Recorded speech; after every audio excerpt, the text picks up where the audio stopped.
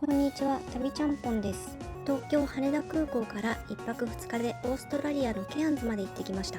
東京からは約7時間で行ける、日本とは真逆の四季があるオーストラリア。1泊でも十分に楽しめるオーストラリアケアンズの魅力を皆様にお伝えできたら幸いです。第3ターミナルの制限エリア内にあるスカイラウンジに立ち寄ります。機内食が出ないのでいろいろと食べます。まずはおにぎりをゲット。飛行機に乗る前なのでなるべくお腹に優しいものを食べました。金曜日の21時55分、140番ゲートから出発します。フライトは約7時間半です。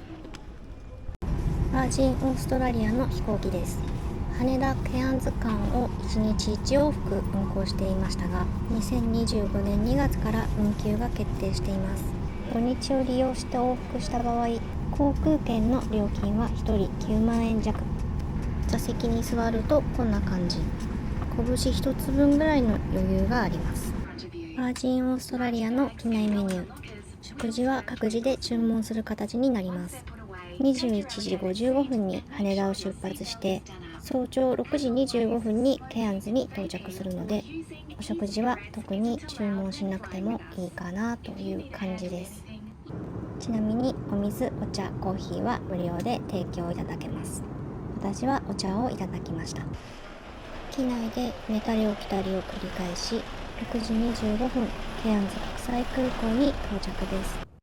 入国には観光ビザを取得する必要があり、一度取得するとオーストラリアに最長で3ヶ月滞在することができます。ビザの申請は専用のアプリを使って行います。申請の手順がやや面倒なので、渡航が決まったら事前に検索して調べておくのがおすすめです。入国の手続きを済ませて出てきたところにある出入り口、国際空港という感じがしないのんびりした雰囲気。朝早いので売店はほとんどやっておらず、唯一オープンしていたこちらの売店では軽食類が割と豊富に販売されていました。コーヒーとベーコンエッグチーズマフィンのセットを買ってみます。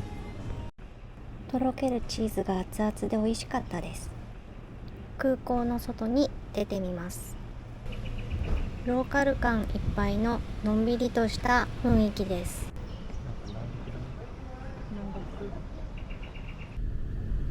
空港からホテルまでの移動はタクシーを利用します。ケアンズにあるタクシー会社は1社だけなので、うっかり怪しいタクシーに乗ってしまうという心配がありません。片道だいたい35オーストラリアドル、日本円で3460円程度で移動することができます。支払いは現金以外にクレジットカードを利用することができます。無事ホテル前に到着しましたが、まだ午前中なのでチェックインができません。しばらくすると事前予約していた日帰りツアーの送迎バスが来たので、それに乗って移動します。キュランダ鉄道にやってきました。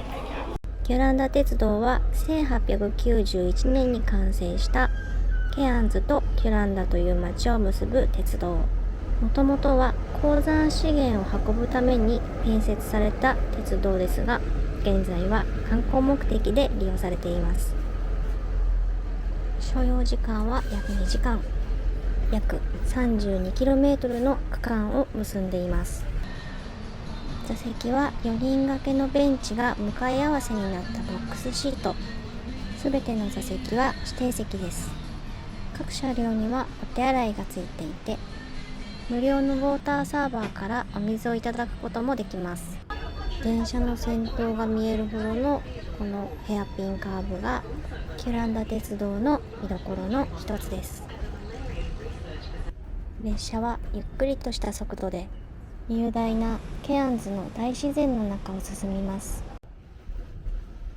ちなみに車内はエアコンが効いておらず、とても暑いです。列車はバロンフォールズという駅で途中下車をします。見どころはすぐそばを流れるバロン滝。このダイナミックな滝の流れは雨季にたくさんの雨が降った後にだけ見られるんだそうです。さて、キュランダ鉄道の終点キュランダ駅に到着しました。キュランダホテルでお昼ご飯をいただきます。食事はツアーで用意してもらえるので1時間が少なくスムーズです。ランチはオージービーフのハンバーガーとポテトフライ、そしてこちらはフィッシュ&チップス。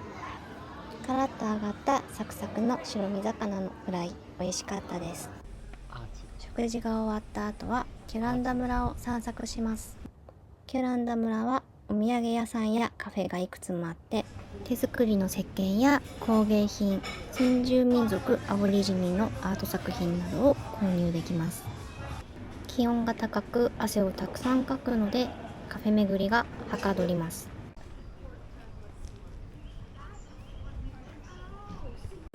次はこちらの水陸両用車アーミーダックに乗ってケアンズの熱帯雨林ツアーに参加します。アーミーダックはもともと第二次世界大戦中に製造された軍事用の車両なんだそうです。ケアンズの熱帯雨林は南米のアマゾンよりも歴史が古いと言われており、世界最古の熱帯雨林と認定されています。約1億年以上も前から存在するこの森は1988年にユネスコの世界自然遺産に登録されました。ケアンズには様々な種類の動植物が生息していて、この森にしか生息していない絶滅危惧種に指定されている植物がなんと227も生息しているんだそうです。ケアンズの熱帯雨林にはユリシスという青い蝶々が生息しています。ユリシスは古くから幸運の象徴とされており、特にその姿を目にすると幸福が訪れると言い伝えられています。ちなみにこのユリシス、レアキャラというわけではなく、熱帯雨林の中ではあちらこちらで何度も見かけることができました。色鮮やかな青い羽でひらひらと飛んでいるので見つけやすかったです。1億年前はこの風景の中に恐竜が生活していたかもしれない。そう思うとちょっと不思議な気持ちになりますね。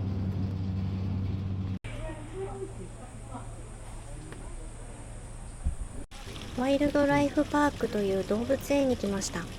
園内ではカンガルーやワラビーと直接触れ合うことができます。園内で買った餌を食べさせるのも OK。気がつくとあちこちで動物たちがのんびりとお昼寝しています。警戒心ゼロのその佇まいから、この動物園では毎日平和に過ごしているんだろうなという雰囲気がありありと感じられます。羨ましい。長いワニ。よく見たら2匹のワニが連結してじっとしています。このワニはオーストラリアワニと呼ばれていて、時速60キロで移動できるんだそうです。オーストラリアを代表する動物コアラ。世界の中でオーストラリアにだけ生息している動物です。木にしがみついたままじっとして動きません。1日のうち多くて20時間もの時間を眠って暮らしているんだそうです。コアラが主食としているユーカリの葉には栄養素が少なく、エネルギー消費を抑えるためにあまり動かないらしい。一日のわずかな起きている時間はユーカリの葉を食べることしかやることがないそうです。まだ寝てる。次の場所に移動します。次はこちらスカイレール、全長 7.5 キロのロープウェイです。眼下に果てしなく広がるのは世界遺産の熱帯雨林。森林を伐採せず保護するためにロープウェイの間をつなぐ支柱はオーストラリア軍のヘリを使って木を切ったりしないで作ったんだそうです。途中にあるレッドピークという駅で一度下車します。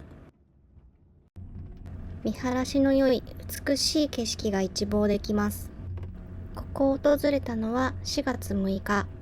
日本は春ですが、南半球にあるここオーストラリアは秋の季節です。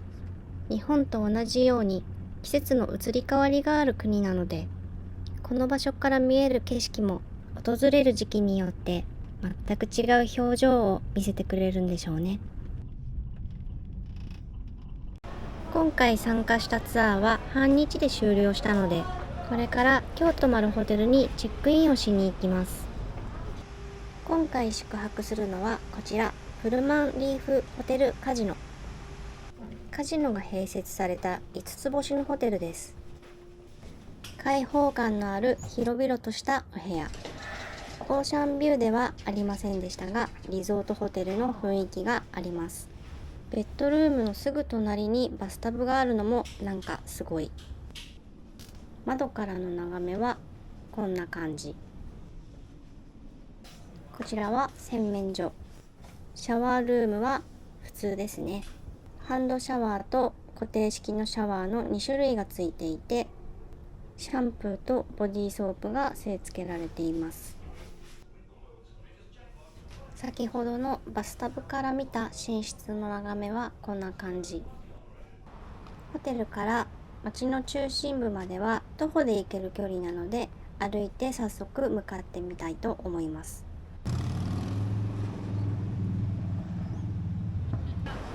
10分ほど歩いたところにナイトマーケットの看板を発見。ケアンズナイトマーケットです。ケアンズナイトマーケットはお土産屋さんやフードコートが立ち並ぶショッピングモールのような場所です。さまざまな種類の飲食店が出店しているので、いろんなジャンルの食事が楽しめます。特に中華料理が人気のようで、多くのお客さんが並んでました。お店がたくさんあって悩んでしまいましたが、やっぱりここはオーストラリアらしい食べ物、フィッシュ&チップスを注文しました。シーフードバスケット。フィッシュの他にイカ、エビ、カニが乗っています。サクサク熱々の美味しい出来たてをいただきました。ケアンズナイトマーケットの周辺は飲食店やお土産屋さんがたくさんあります。通路には大きな屋根がついているので、お天気が悪い日でも気にせずに街歩きができます。ウールワースというスーパーマーケットに来ました。オーストラリア最大のスーパーマーケットチェーンです。店内はとても広く、品数も豊富なので、お土産選びも楽しいです。お土産におすすめしたいのが、このウールワースオリジナルのエコバッグ。99セント、日本円で100円しないぐらいで購入することができます。サイズは小さめですが、99円とは思えないぐらいしっかりした作りです。ウールワースはセルフレジもあってカード決済も可能なので、混雑もなくスムーズに買い物ができます。買い物も済ませ大満足でホテルに帰ります。次の日、爽やかな朝です。ホテルの目の前が公園になっているので、朝の散歩に出かけます。公園の中は大きな木が木陰を作ってくれているので、涼しくて快適です。ワンちゃん用のゴミ袋も備え付けられています。これはありがたいですね。子供向けの大きな遊具も木陰に守られています。公園の中にあるワーフワンカフェに来ました。チャイナマン川という川のほとりにある素敵なカフェです。かつてこの地域で中国人実業家がサトウキビ農園を設立し、発展したことがこの川の由来になっているんだそうです。ちょっと健康的な飲み物を頼んでみました。バナナのプロテインシェイク、濃厚と見せかけてあっさり味。こちらはマンゴーのスムージー。マンゴー、ヨーグルト、ミルクと入っているものがシンプルで素材の味がしっかり感じられます。ブレッキーバーガーというハンバーガーを注文しました。食べやすいように切り分けてくれているのが嬉しいですね。ブレッキーとはオーストラリアでは朝ごはんのことを指します。オージービーフと思われるパティにカリカリのベーコンと目玉焼きが挟まっています。逆光で分かりにくくて申し訳ないです。オーストラリアのマクドナルドのサイトに分かりやすいブレッキーバーガーの画像がありました。オーストラリアのマックでしか食べられない地域限定メニューのようです。こちらもなかなか気になりますね。とても良い時間を過ごすことができました。さて、帰りの飛行機は13時15分の出発なので、もう少し市内を散歩できそうです。午前中はまだあまりお店が開いてないみたいです。高層の建物がほとんどなく、グアムやサイパンのような雰囲気があります。ワンちゃんもカフェでのんびりとしています。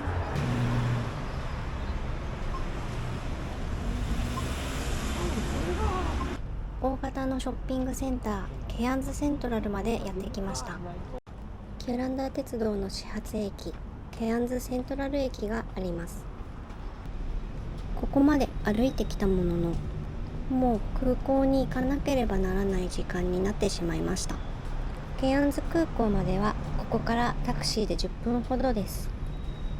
タクシーを利用しない場合、ケアンズでは配車アプリ Uber が利用できるので、オーストラリアに来る前に事前にダウンロードして設定しておくと便利かなと思います。今回は偶然通りかかったケアンズタクシーに乗せてもらって空港まで向かいました。ケアンズ国際空港に到着しました。余裕を持って到着しましたが、カフェやお店などは見当たらずガランとしています。出国の手続きを済ませて国際線の出発ロビーまで向かえばお店がオープンしているみたいです。昨日の朝到着した時にオープンしていたカフェはお昼過ぎに閉店してしまい利用することができません。結局出国の手続きを早めに済ませて国際線の制限エリアにやってきました。小さいながらもお土産屋さんがいくつかあって楽しめます。こちらのカフェで出発の時間になるまで待機します。13時15分になり、ケアンズ国際空港を出発しました。東京羽田空港には20時ちょうどに到着予定です。日本へ向かうこの飛行機はケアンズ上空を北上し、グレートバリアリーフの上を通過します。グレートバリアリーフはオーストラリアの東海岸を2300キロ以上にわたって広がる世界最大のサンゴ礁地帯です。その広大さは宇宙空間からも確認できるほどなんだそうです。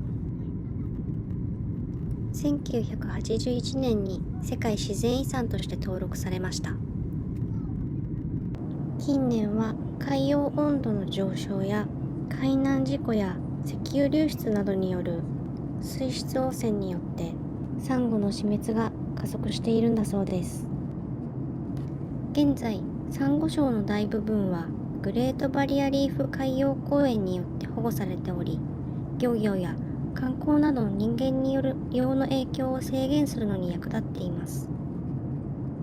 グレートバリアリーフは多くの絶滅危惧種を含む驚くほど多様な生物を支えています。イルカやクジラ、ジュゴンやウミガメなど様々な種類の海洋生物が暮らしています。2015年、オーストラリア政府はこれらの海洋生物とサンゴ礁を守るため、2050年までのサンゴ礁の世界遺産の保護と保全のための計画を策定しました。浮かんでいるいくつもの浅瀬に海岸線がグラデーションになっていて、とても綺麗ですね。いつまでも見ていられる美しい景色です。しばらくすると謎のグネグネした地形が見えてきました。Google Earth を見てみると、ちょうど飛行しているだろうエリアにくねくねと入り組んだ入り江を発見しました。多分ここっぽい。不思議な地形で地上がどうなってるのか気になります。パプアニューギニアの上空にやってきました。なかなか気軽に行ける場所ではないので、こうして飛行機の窓から眼下に広がる景色を望めるだけでもとても興味深く動画を撮りました。緑の多い地形の中に山道や集落が見えます。800以上の少数部族が伝統文化を守りながら暮らしているんだそうです。観光ツアーも多くあるようなので、いつか行けたらいいなぁと思いました。ご視聴いただきありがとうございました。よろしければいいね、チャンネル登録をお願いいたします。